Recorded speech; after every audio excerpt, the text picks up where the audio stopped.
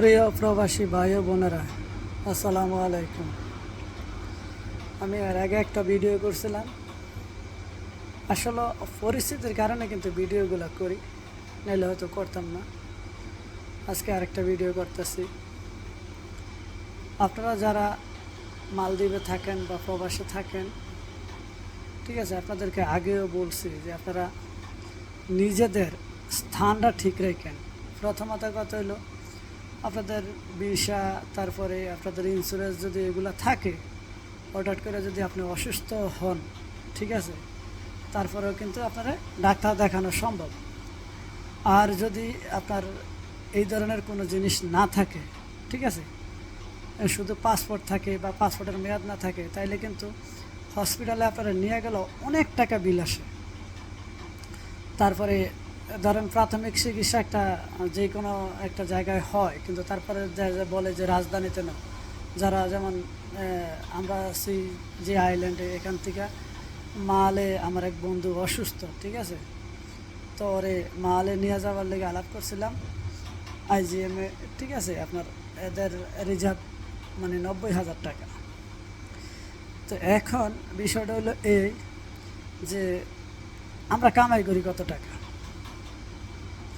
বা যে লোক অসুস্থ, ঠিক আছে, সে হয়তো কামাই করে তার কোনো কিছু এই জায়গায় রাখছে না, সব পাড়ায় দেয় দেশে।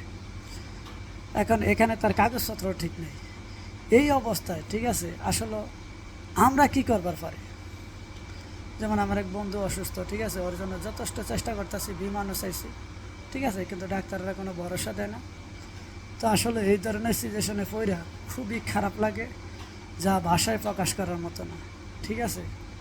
কারণ আমরা আসলে এই প্রবাস থাকি, কিন্তু আমাদের নিজের কাছে নিজের মানে সম্বলটা রাখার দরকার, ঠিক আছে। বাইরের থেকে তারা কাটবো আশপাশ করবো, ঠিক আছে, এখানে দেখার মতো তো কেউই থাকে না, ঠিক আছে। তারপরও প্রাথমিকভাবে যদি পাসপোর্ট হয়, ঠিক আছে, তাহলে ওই হসপিটালে নিয়ে গেলে বললাম তো যে প্রচুর টাকা বিল আসে, বা যারা এই ধরনের কাজকাম করে তারা জানে, ডাক্তার দেখাইলেও অনেক টাকা আসে।